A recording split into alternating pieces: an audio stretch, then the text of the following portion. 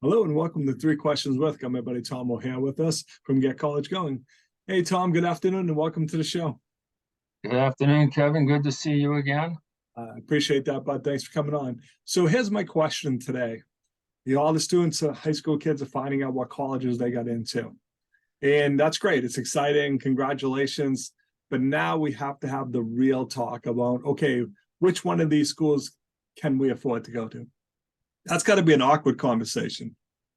Yeah, it can be a difficult conversation within the household if there hasn't been any pre-conversation, if there hasn't been any money talk, if students have pretty much been given the rein to go find and fall in love with the school of their dreams.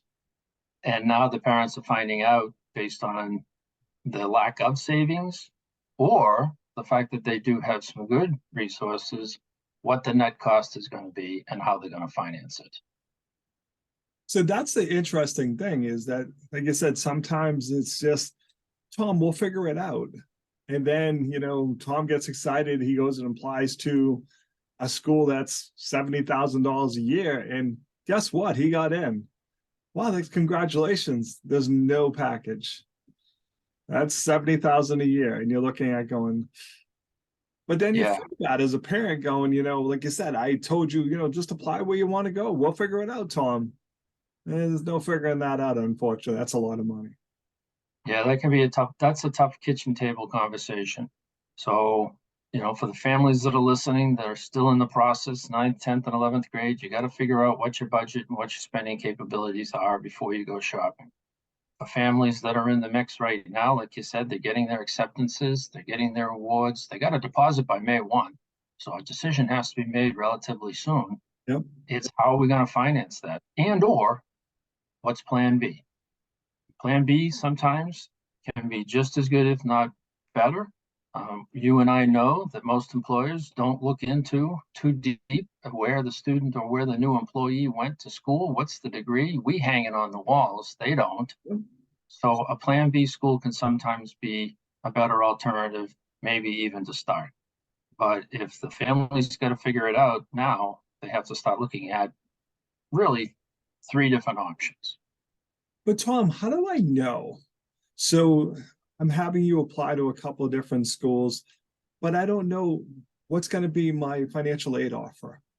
Is there a way to know that up front? Because sometimes you might be looking at a $40,000 school and a $30,000 school, but the 40 ends up being cheaper because you get a better package.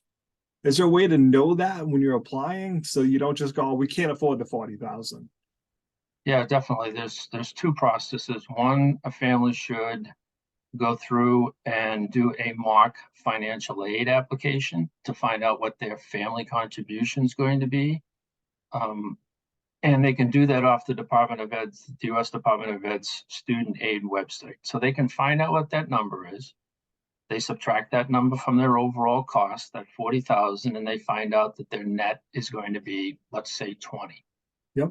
Each school is supposed to have what they call a net price calculator. And in that calculator, you put in your number and you put in your student's academic profile, and they should give you a range of what a merit scholarship and other need-based aid would be.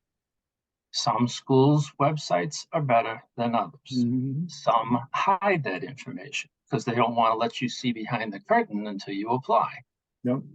But that's a very easy way for families to get that information ahead of time. So they're not now in April trying to figure out, do we take out a private education loan? Do we use home equity? Do we cash in some of our investment stocks?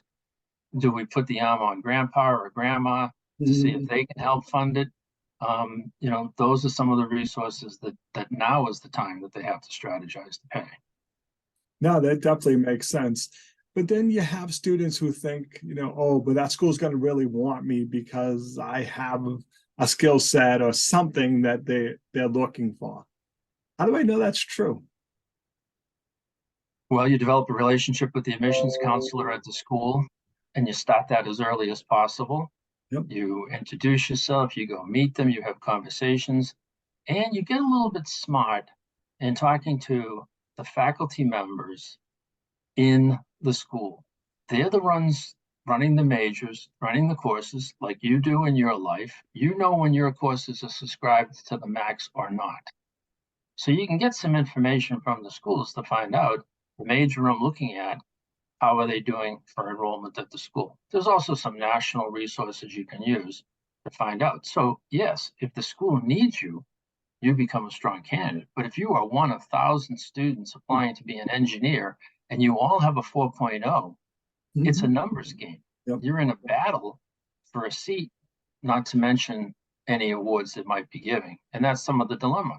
Families look at certain schools, they look at, elite and prestige schools, and they don't look at the second and third tier that are potentially going to be better in price as well in education. Makes sense. So Tom, what's the best way for people to reach out to if they need help with these types of topics?